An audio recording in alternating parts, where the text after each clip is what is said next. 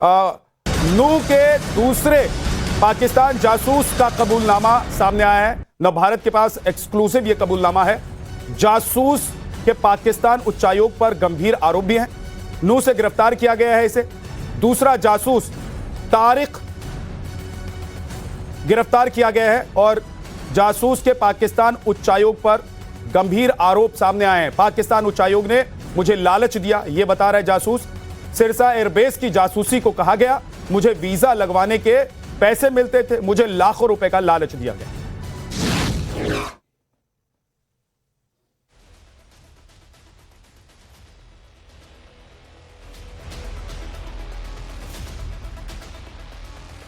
तो ये वो जासूस है जिसने न भारत पर कबूला है कि वो जासूसी कर रहा था, हालांकि वो तर्क दे रहा है कि उसे पैसे का लालच दिया गया। उसे पाकिस्तान उच्चायोग ने जासूसी करने के लिए कहा गया था। पाकिस्तान उच्चायोग ने जासूसी करने के लिए कहा, पैसा दिया और उसने जासूसी किया। तारीफ है son of Hanif village Kanger का, तहसील तावड़ू में हूँ।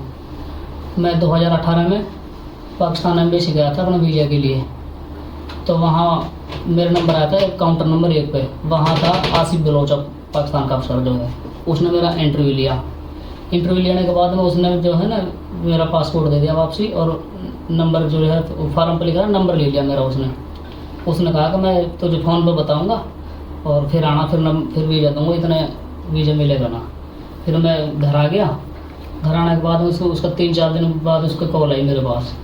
उसने कहा मुझसे कि ऐसे कर दो, वीज़ा चाहिए। मैंने कहा हाँ चाहिए। तो एक काम कर, तो मुझे 2 सिम ला के दे और बदले में अपना वीज़ा ले जा। मैं चल ठीक है। तो मैंने फिर कहीं से नूह से सिम ली 2, और 2 सिम लेने के बाद में फिर मैं उधर पाकिस्तान एम्बेसी गया। फिर वहाँ जो है ये आसिफ बलोच जो पाकिस्तान अफसर जो इससे मिला, इसको मैंने सिम दे दी और इसने मेरा वीज़ा लगा के दे दिया। तो मैं फिर वहाँ से आ गया। आने के बाद में फिर नंबर तो उसके पास था ही मेरा। मैं फिर पाकिस्तान चला गया, 10-15 दिन रुक के घर पे, तो पाकिस्तान चला गया। पाकिस्तान से जब मैं आया वापसी, तो उसकी मेरे पास कॉल आई दोबारा आने के बाद में। तो वो बोला कि काम करना है तुझे, वीज़े के लिए जो कोई बंदा रहे ना, तो उससे किसी से 8,000 10,000 ऐसे पैसा कहे करे और बंदा भेज दे करे। आधा पैसा तो ले कर, आधा मैं ले करूँगा, और दोनों का मांगा पैसा। मैंने भी ठीक है। फिर 8-10 बंदा भेजा हमने, दोनों ने आधा पैसा कर लिया हमने। फिर 2021 में फिर मैं दोबारा गया वीज़ा के लिए। तो जब बंदा को वीज़ा लगवाया तो उसने उसके बदले मुझे दोबारा वीज़ा दे दिया। उसके बदले में फिर मैं वीज़ा लेकर आ गया। मैं घर पर रुका 10-15 दिन। उसके बाद में फिर मैं उधर चला गया पाकिस्तान। फिर पाकिस्तान से जब मैं आया वापसी, फिर ऐसे ही ये हो गया 2024 में उसने मुझे कॉल करी कि तुझे एक काम है और एम्बेसी आना पड़ेगा। मैंने कि चल ठीक है आ जाऊँगा। उसने कहा कि अपना एक काम भी है और अपना वीज़ा ले जाना। मैं ठीक है। मैं अपने पासपोर्ट फार्म बढ़वा के तैयार करा कि मैं एम्बेसी में अंदर गया। तो पाकिस्तान का अफसर जो आसिफ बलोच वो मिला। वो मिलने के बाद में वो बोला मुझसे कि अब मेरी जो है कभी भी बदली हो सकती है। जो ये जाफ़र है, ये नया अफसर आया है, जो अब तू इसके साथ में टच हो जा। मैं इसको बता दी मैंने, अब तू इसके साथ रही हो, मैं जा सकता हूँ कभी भी। तो वो जाफ़र ने मेरा नंबर ले लिया। तो आसिफ बलोच जो अफसर था ना, वो जो जाफ़र था, उससे मुझे मिला के चला। तो मैं वहाँ से आया। उसके बाद फिर जाफ़र ने मेरे पास कॉल करी। जाफ़र बोला यही बात कि मुझे सिम चाहिए। मैं चल ठीक है। फिर मैंने उसको भी 2 सिम पहुँचाई। 2 सिम पहुँचाने के बाद फिर उसने भी यही बात करी। जो सिम पहुँचाई ना, उसी नंबर से बात करता था वो। उसने भी अभी ये कहा कि तू एक काम कर, पैसा कमाना है दोनों को और बंदा भेज देख रहे। अब तो दुनिया 15-15 हज़ार रुपये दे रही है। 10,000 से कम किसी से मत करिए बात। आधा तो ले लियो, आधा मैं ले लूँगा, दोनों पैसा कमाऊँगा। मैं चल ठीक है। उसके बाद में फिर उसके पास भी मैंने 4-5 बंदा भेजा। फिर वो तीसरी बार उससे भी वीज़ा ले लिया मैंने। तीसरी बार वीज़ा ले लिया, मैं वहाँ से आ गया, वीज़ा ले गए। फिर मैं पाकिस्तान चला गया। पाकिस्तान जाने के बाद में तीसरी बार फिर मैं वहाँ से जब आया ना, आने के बाद फिर उसके जब मेरे पास बाद में कॉल आई, फिर उसने कहा कि अब तो है जो सिम से काम नहीं चलेगा, अब तो वीज़ा नहीं लगेगा तेरा। जब मैं वीज़ा के लिए गया तो अब तो कुछ हमारे लिए कुछ करना पड़ेगा और उसके लिए हम तुझे लाखों रुपये देंगे, जहाँ भेजेंगे वहाँ जा सकता है। अब मैंने वहाँ तो उनके सामने हाँ भर ली, फिर ठीक है जैसे कहा मैं वहाँ चला जाऊँगा। उसने कहा कि सिरसा जाना है और एयरफोर्स से जो उसके बारे में उसकी फ़ोटो वीडियो कुछ हमें देनी पड़ेगी। मैं कि ठीक है, फिर मैं वहाँ से आ गया। आने के बाद में मैं घर आ गया।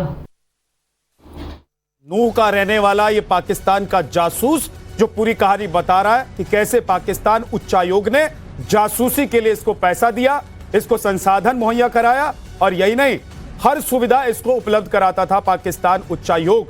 लेकिन सवाल यह है कि पैसे के लिए क्या आप देश को बेच देंगे और ऐसे जयचंदों से देश को बच के रहना होगा। यह बड़ी खबर सिरसा एयरबेस की जासूसी इससे कराई गई और खुद यह गवाही दे रहा है। इसका कबूलनामा आपने नवभारत पर सुना। अशोक यादव जी, एक तरफ ये जासूस हैं जो पैसे के लिए देश को बेच दे रहे हैं, लेकिन दूसरी तरफ कांग्रेस अगर कहती है कि सरकार ने देश को धोखा दिया है, तो क्या आप इस बात को मानते हैं? अगर कह के पाकिस्तान को मारा है तो क्या देश को धोखा देना है ये? देखिए विद्या जी, जब तक देश वार में था पूरी इंडिया गठबंधन, सारे लोग पक्ष विपक्ष सभी लोग सेना और सरकार के साथ कंधे से कंधे मिलाकर खड़े थे।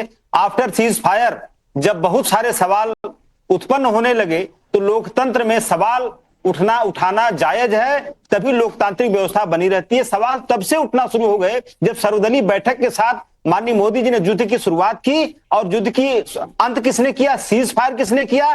ट्रंप ने किया। तो ये हमारे 140 करोड़ जनता और हमारे देश के ऊपर एक तरह से उसकी संप्रभुता पर हमला हुआ और मोदी सरकार के पास हिम्मत नहीं थी कि ट्रंप की बात को काट देते। जी, मैं ये पूछ रहा हूं कि हम देखिए अब दूसरी तरफ ले जा रहे हैं। अब सारी बात कहिए, आप विपक्ष में बैठे हुए हैं, आपको सवाल उठाने का पूरा हक है, लेकिन मैं पूछ रहा हूं कि क्या पाकिस्तान के खिलाफ ऑपरेशन देश से धोखा है या गद्दारी है?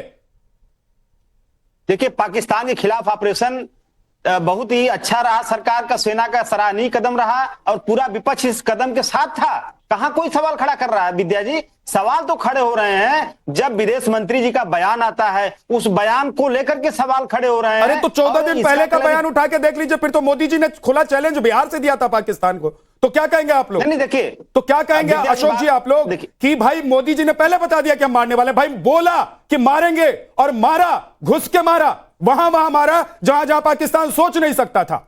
बिल्कुल बिल्कुल। देखिए, हम लोग सरकार के साथ सेना के साथ इस मुद्दे पर खड़े थे और लगातार जब भी ऐसा मौका आएगा विद्या जी, पूरा विपक्ष खड़ा रहेगा। लेकिन जब विदेश मंत्री जी का बयान आता है कि जिन जिन जगहों पे हमें स्ट्राइक करनी थी उन जगहों का हमने पहले से पाकिस्तान को इंटीमेट कर दिया था, इस बात को पीआईबी तो बता रहा है, लेकिन जो मिनिस्ट्री ऑफ एक्सटर्नल अफेयर्स या फॉरेन मिनिस्टर इस बात को क्लेरिफाई करते कि ये सवाल खड़ा क्यों हो रहा है और इसकी हकीकत ठीक है, शिवम जवाब देना चाहते हैं। शिवम, उसके बाद सुशांत जी के पास जाऊंगा मैं।